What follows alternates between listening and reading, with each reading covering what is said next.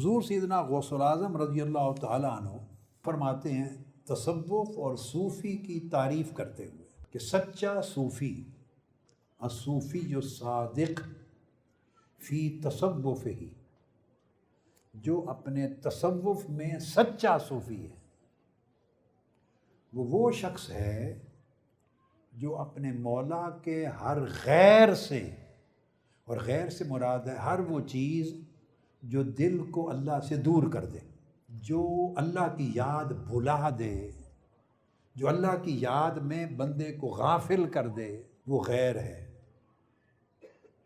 اور ہر وہ چیز جو اللہ کے قریب کر دے وہ اللہ کی غیر نہیں ہے۔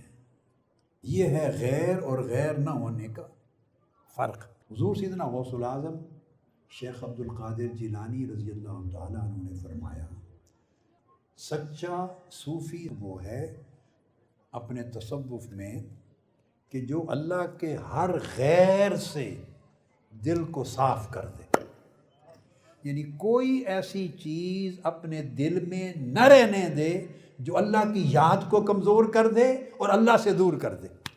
ایک موقع پر آپ نے صحابہ کرام سے پوچھا کہ تمہیں یہ نہ بتا دوں کہ اچھے جلساء کون ہیں، یعنی کن کی مجلس میں بیٹھنا اچھا ہے؟ بولیے، کن لوگوں کی مجلس اور صحبت میں بیٹھنا اچھا ہے؟ صحابہ کرام نے عرض کیا یا رسول اللہ فرمائیے ایو جلسائنا خیر، کن کی مجلس میں بیٹھنا اچھا ہے؟ فرمایا ان کی مجلس میں بیٹھنا اچھا ہے کہ جب ان کو دیکھو تو اللہ یاد آ جائے، جب ان کو دیکھو تو اللہ یاد آ جائے۔ اور جو آپ کے دل کو اللہ کے قریب نہیں کرتی اور آپ کے دل میں اللہ کی یاد کو مزید طاقت نہیں دیتی، اس کی جو روشنی اور حرارت ہے اللہ کی یاد کی اور اللہ کی محبت کی، اس حرارت میں اضافہ نہیں کرتی، تو اس صحبت کا نہ آخرت میں فائدہ نہ یہاں فائدہ۔ تو حضور سیدنا غوث العظم رضی اللہ تعالیٰ عنہ نے فرمایا کہ سچا وہ ہے جو اپنے دل سے غیر کو نکال دے، اور غیر کو نکال دینے کا مطلب ہے وہ جو فاصلہ زیادہ ہو گیا تھا اس کے دل میں اور اس کے مولا میں، وہ جتنا بھی ممکن ہو اس فاصلے کو کم کر دے، اللہ کی یاد کا غلبہ دل پر زیادہ ہو جائے۔ اور آپ فرماتے ہیں وَهَذَا شَيْءٌ لَا يَجِيءُ بِالتَّغْيِيرِ الْخِرَقِ، فرمایا یہ وہ چیز ہے کہ لباس، جبے، کبے، امامے، وضع قطع، خرقے، ان کے بدلنے اور لباس کو مختلف طریقے کے پہننے سے یہ چیزیں حاصل نہیں ہوتی۔ ہمارا سارا فوکس ان چیزوں پر ہے۔ پھر آپ فرماتے ہیں وَتَصْفِيرِ الْوُجُوهِ، کچھ لوگ ظاہری ریاضت، محنت، عبادت، روزے رکھ کے اپنے چہروں کو زرد کر لیں گے، تو فرمایا چہرے کسی کے زرد ہو جائیں تو اس سے بھی یہ صفا نصیب نہیں ہوتا۔ لباس مختلف طرح کے خرقے پہن لیں، خرقے، جبے اور امامے، اس سے بھی یہ چیز نصیب نہیں ہوتی۔ اور فرمایا چہرے اگر تمہارے ریاضت اور مشقتوں سے زرد ہو جائیں تو چہروں کی زردی سے بھی یہ حال نصیب نہیں ہوتا۔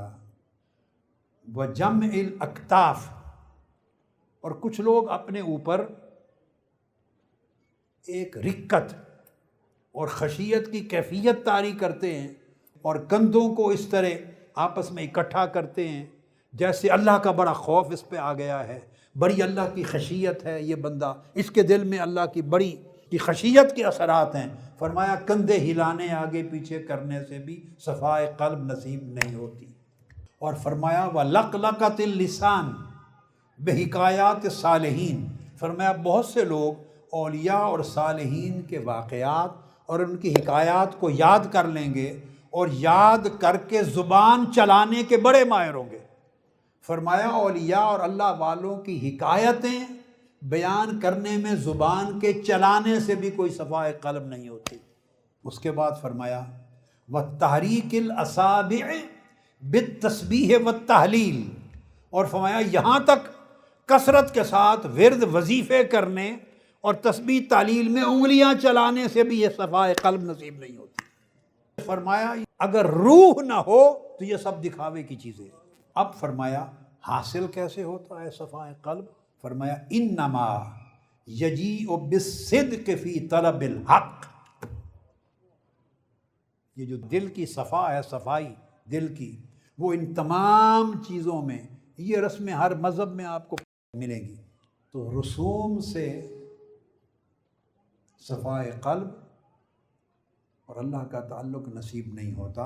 فرمایا یہ حاصل ہوتا ہے صرف اللہ کی طلب میں، اگر صدق پیدا ہو جائے، ہر غبار سے دل صاف ہو جائے اور دل صرف طالب حق رہ جائے۔ ایک مرتبہ روحانیت کے عالم میں اللہ رب العزت نے آپ سے فرمایا بایزید ماذا ترید، اے بایزید تو کیا چاہتا ہے، مانگ۔ حضرت بایزید بستامی سے اللہ رب العزت نے فرمایا بایزید مانگ، تو کیا چاہتا ہے؟ حضرت بایزید نے عرض کیا اللہم انی ارید ان لا ارید الا ما ترید، باری تعالیٰ میں صرف یہ چاہتا ہوں، بولی یہ جملے میرے ساتھ بولیں تاکہ آپ کے اندر اترے کیفیت۔ بایزید بستامی نے عرض کیا باری تعالیٰ میں صرف یہ چاہتا ہوں، پھر کہیے میں صرف یہ چاہتا ہوں کہ کچھ بھی نہ چاہوں سوائے اس کے جو تو چاہے۔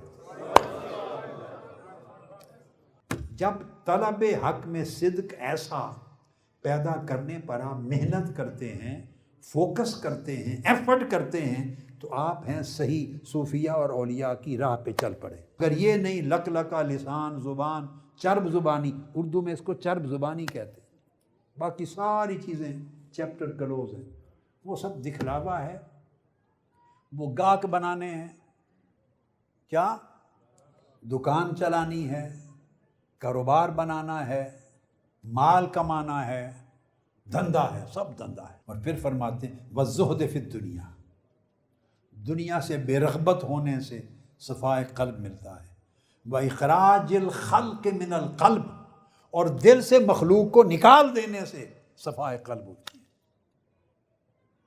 یعنی خالق سے ایسا تعلق ہو کہ دل سے مخلوق کو نکال دیں، دل سے مخلوق کو نکال دیں۔ کسی نے آپ سے پوچھا ایک اور مقام پر، حضور سیدنا غوث العظم رضی اللہ تعالیٰ عنہ، کہ اس دنیا کو کیا کریں؟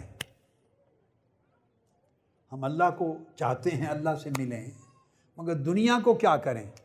آپ نے فرمایا دنیا کو دل سے نکال کے ہاتھ میں رکھ لو، اللہ کی طرف چل پڑو۔ دل سے نکال دو، ہاتھ میں رکھ لو، یعنی ضروریات پوری کرو، مگر اس دنیا کو، دنیا کی رغبت کو، حرص کو، لالچ کو، طلب کو دل میں داخل نہ ہونے دو، دل کا دروازہ لاک کر دو، دنیا کو اندر نہ آنے دو، ہاتھ میں رکھو، یعنی استعمال کرو۔ اور کسی اور مقام پر اور صوفیہ اور اولیاء نے کہا کہ دنیا کو سواری بناؤ، اپنے اوپر سوار نہ کرو، دنیا کو سواری بناؤ، سوار نہ بناؤ، تمہارے نیچے رہے گی، جس طرف چاہو لگام موڑ کے لے جاؤ، اس کو نیچے رہے گی، جدھر چاہو سواری کو موڑ کے لے جاؤ۔ اور اگر تم سواری بن گئے، دنیا تم پر سوار ہو گئی، تم ہلاک ہو گئے، دنیا جدھر چاہے گی تمہیں لے جائے گی۔ بات ایک ہی ہوتی ہے، مگر عرفاء صوفیہ اپنی اپنی زبان میں جدا جدا طریق سے بات کرتے اور سمجھاتے ہیں۔ اور فرمایا اخراج الخلق من القلب وتجردہ اما سوا مولاہ، اور دل کو مجرد کر لینا، دنیا کی حرص غرض اس سے بالکل الگ تھلگ کر دینا، اور دل مولا کے سوا کسی اور شے کا نہ طالب رہے نہ واصل رہے۔ یہ کیفیت ہو تو وہ بندہ فقیر ہے، وہ بندہ تصوف کی راہ پر چلنے والا ہے، وہ اولیاء اور صوفیاء کی تعلیم پر عمل کرنے والا ہے۔ وما علینا الا البلاغ۔ سب سے پہلے نئی ویڈیوز کو حاصل کرنے کے لیے شیخ الاسلام ڈاکٹر محمد طاہر القادری کے آفیشیل یوٹیوب چینل کو سبسکرائب کریں اور بیل آئیکن کلک کریں۔